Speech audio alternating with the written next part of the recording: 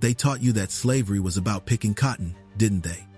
They showed you fields and plantations and left out the most evil part. But what if I told you that enslaved people weren't just worked to death, they were bred like animals? What if I showed you the photographs and documents that prove America ran human breeding farms where black women were forced to produce children for profit? Welcome back to Black History in Photos, where we bring you the real, unsanitized photos America doesn't want you to see. Please subscribe to us and leave a like. This tells the algorithm we are building a great movement. Today, we're exposing one of the darkest chapters in American history, the systematic breeding of enslaved people for sale and profit. This isn't speculation or exaggeration. This is documented fact, and these photographs prove it. After the international slave trade was banned in 1808, American slaveholders couldn't legally import enslaved Africans anymore. So they did something even more evil. They turned their plantations into breeding farms, forcing enslaved women to have as many children as possible to maintain and grow their labor force. Get ready to see the truth they've been hiding from you. Number 15. Slave auction advertisements. This newspaper advertisement from 1853, preserved in the Library of Congress, shows a slave auction notice specifically advertising breeding-age women and their children. Look at this language. They're not even hiding it. They're openly advertising human beings based on their reproductive capacity. These advertisements appeared in newspapers across the South, particularly in Virginia, Kentucky, and Maryland, states that became known as breeding states.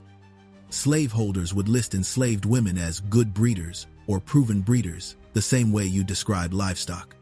They'd advertise children as young as 12 or 13 as being of prime breeding age. The economics were simple and evil.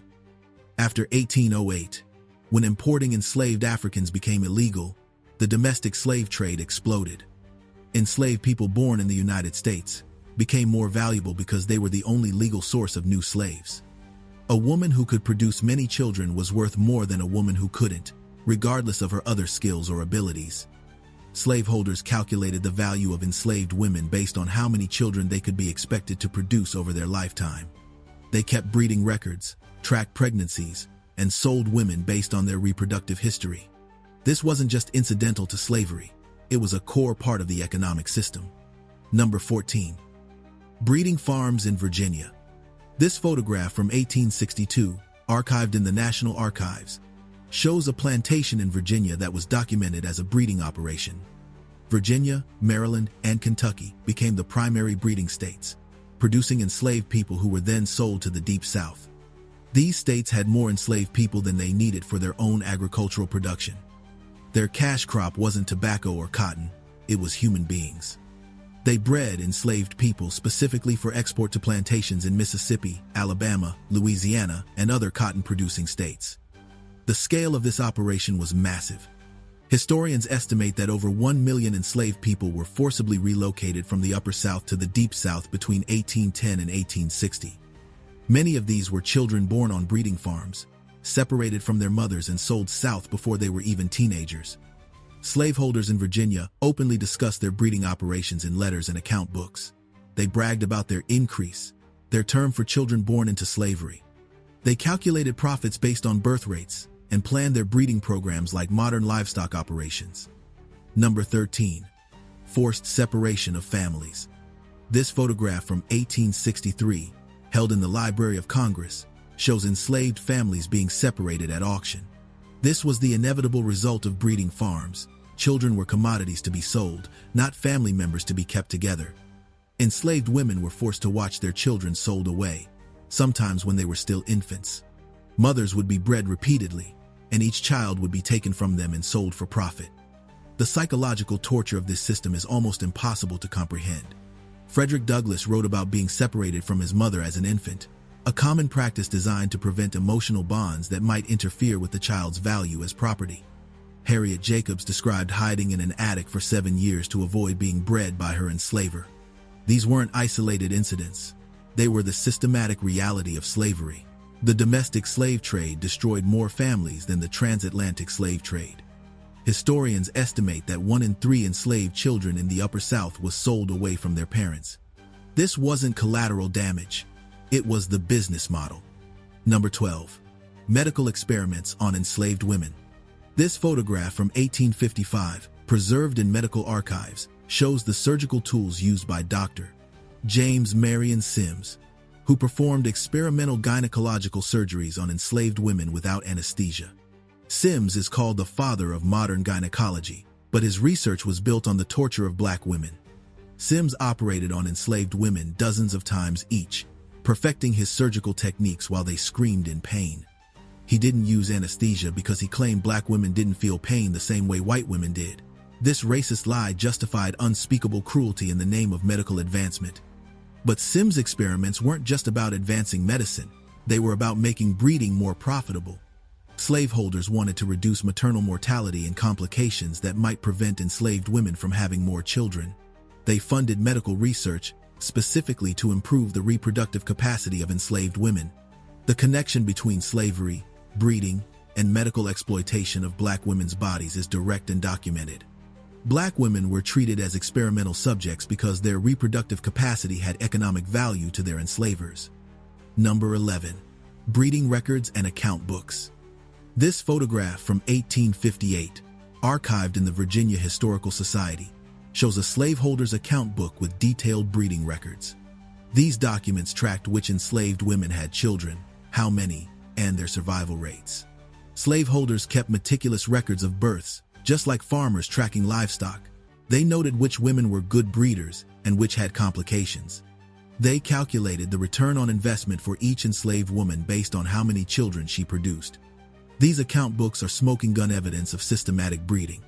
They show that slaveholders weren't just accepting children as they happened.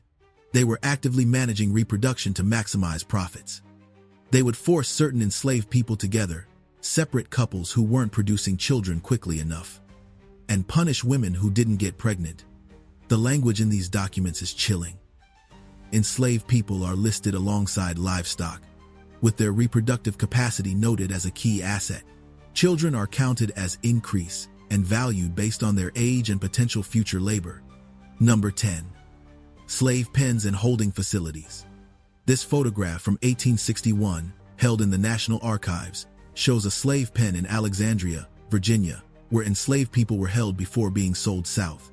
These facilities were the distribution centers for the domestic slave trade, where children born on breeding farms were processed and shipped to buyers. Alexandria, Richmond, Charleston, and New Orleans had massive slave trading operations. Enslaved people were held in pens, examined by potential buyers, and sold at auction. Children as young as 8 or 9 were sold away from their mothers, never to see them again. The slave pens were designed for efficiency. Enslaved people were stripped, examined physically, and forced to demonstrate their strength and abilities. Women of childbearing age were examined for their reproductive capacity. The entire process was designed to maximize the sale price based on the enslaved person's potential value. These weren't hidden operations. They were in the centers of major cities, operating openly with the full support of local and state governments. The domestic slave trade was legal, profitable, and considered a legitimate business. Number 9. Testimony of formerly enslaved people. This photograph from 1865, preserved in the Library of Congress, shows formerly enslaved people giving testimony to the Freedmen's Bureau about their experiences. Their testimonies provide first-hand accounts of breeding practices and forced reproduction. Rose Williams testified that her enslaver forced her to live with a man named Rufus specifically to produce children. When she resisted, she was whipped and threatened with sale. She eventually had 2 children before escaping during the Civil War.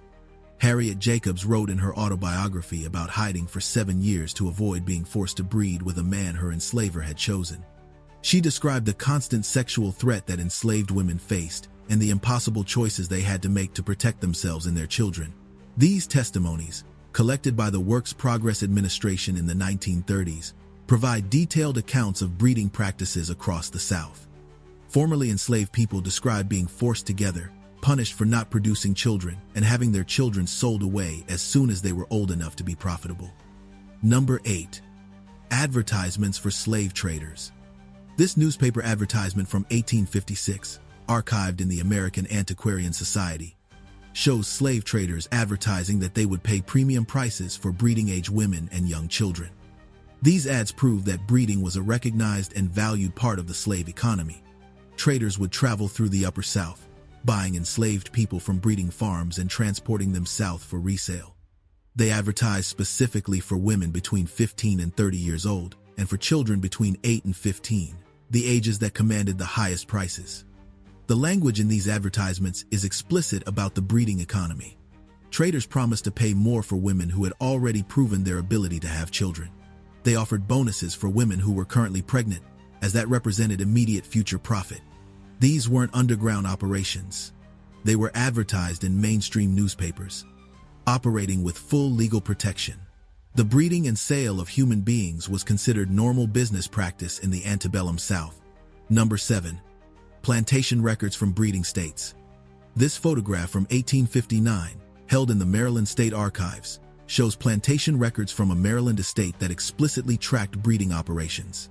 Maryland, along with Virginia and Kentucky, was a primary breeding state that supplied enslaved people to the Deep South. These records show that the plantation owner calculated his wealth based on the expected birth rate of enslaved women. He projected future income based on how many children would be born and sold over the next decade. He treated human reproduction as a predictable revenue stream. The records also show that enslaved women who didn't produce children were considered less valuable and were sometimes sold or traded. Women who had many children were kept on the plantation as long as they remained fertile, then sold once they could no longer reproduce.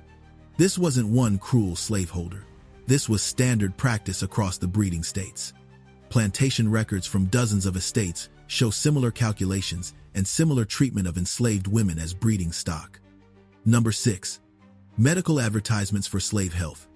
This advertisement from 1854, preserved in medical history archives, shows doctors advertising their services specifically for maintaining the health of enslaved people to maximize their reproductive capacity. These ads prove that the medical establishment was complicit in the breeding system. Doctors advertised treatments for infertility, pregnancy complications, and childhood diseases, all framed around maintaining the slaveholders' investment. They didn't care about the health of enslaved people as human beings. They cared about protecting the slaveholders' property and future profits. Some doctors specialized in treating enslaved people, developing expertise in conditions that affected their ability to work and reproduce. They were paid by slaveholders to keep enslaved people healthy enough to be profitable, not to provide compassionate care. The medical profession's involvement in slavery extended beyond individual doctors.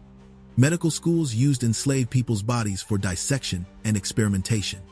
Medical journals published articles about managing enslaved populations. The entire medical establishment was built on the exploitation of black bodies. Number 5.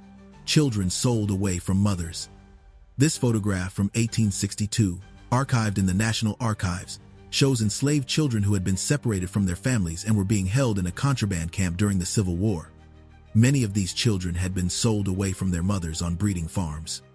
The trauma of family separation was one of the cruelest aspects of slavery. Children as young as 5 or 6 were sold away, never to see their parents again. Mothers were forced to watch their children taken, knowing they would likely never know what happened to them. The scale of this separation is staggering. Historians estimate that hundreds of thousands of enslaved children were sold away from their parents during the domestic slave trade era. This wasn't occasional or incidental. It was the core business model of breeding farms. The psychological impact of this trauma has echoed through generations. The forced separation of black families during slavery created wounds that have never fully healed, contributing to ongoing challenges in black communities today. Number 4. Slave coffle photographs. This photograph from 1863, held in the Library of Congress, shows a slave coffle, a group of enslaved people chained together and being marched from Virginia to the Deep South. Many of these were children born on breeding farms, being transported to their new owners. Slave coffles were a common sight on southern roads in the decades before the Civil War. Traders would chain dozens of enslaved people together and march them hundreds of miles to slave markets in the Deep South. Children walked alongside adults, all chained together, all being transported like cargo. The journey was brutal. Enslaved people walked 15 to 20 miles per day, sleeping outdoors, given minimal food and water. Those who couldn't keep up were whipped or left behind. Children who had been torn from their mothers just days before were forced to march in chains to an unknown future. These coffles were the physical manifestation of the breeding economy. They represented the final stage of the process. Children born on breeding farms in Virginia being delivered to cotton plantations in Mississippi, where they would spend the rest of their lives in bondage. Number 3. Economic analysis of slave breeding. This document from 1857, preserved in university archives, shows an economic analysis written by a Southern agricultural journal, calculating the profitability of slave breeding compared to other agricultural investments. This proves that breeding was openly discussed and analyzed as an economic strategy. The analysis calculated that a slaveholder could expect a return of 5 to 8% annually from breeding enslaved people, comparable to other investments. It recommended that slaveholders in the Upper South focus on breeding rather than agriculture, as human reproduction was more profitable than growing crops. This wasn't hidden or shameful. It was published in a mainstream agricultural journal, read by slaveholders across the South. The breeding of human beings was treated as a legitimate business strategy, discussed openly in economic terms. The document also recommended specific practices to maximize breeding, including forcing enslaved people to marry young, separating couples who didn't produce children quickly, and selling children as soon as they were old enough to be profitable. These recommendations were presented as sound business advice. Number 2. Testimony from slave traders. This photograph from 1865, archived in the National Archives, shows a former slave trader giving testimony about his business practices.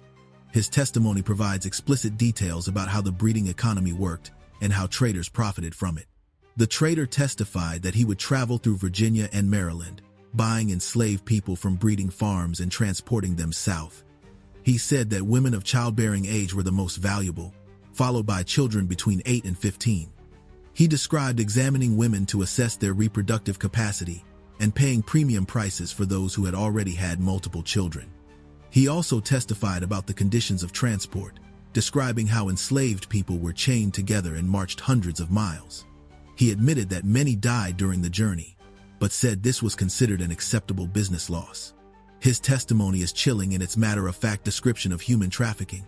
He showed no remorse or recognition that what he had done was evil. To him, it had been a legitimate business, and he was simply explaining how that business operated. Number 1. The legacy of breeding in genetic studies. This photograph from the 1920s, held in academic archives, shows researchers conducting genetic studies on African Americans. Modern DNA analysis has confirmed what these photographs and documents prove, that systematic breeding practices during slavery left genetic markers that can still be detected today. Genetic studies show that African Americans have higher rates of certain genetic conditions that were likely amplified by selective breeding practices. Slaveholders who bred enslaved people for size, strength, or other physical characteristics inadvertently created genetic bottlenecks that affected future generations. The legacy of breeding also shows up in family separation patterns. DNA testing has revealed that many African Americans have genetic connections to regions far from where their families lived, evidence of the forced migration and family separation caused by the domestic slave trade. This photograph represents the ongoing impact of slavery's breeding practices. The trauma, the family separation, and even the genetic consequences continue to affect Black Americans today. This isn't ancient history. It's living history that shapes our present reality. Now, let me tell you why this history matters so much and why they've tried so hard to hide it from you. When most Americans think about slavery, they picture cotton fields and maybe some whipping. They don't picture breeding farms where Black women were forced to produce children for profit. They don't picture children being sold away from their mothers like livestock. They don't picture the systematic, calculated, industrial-scale breeding of human beings.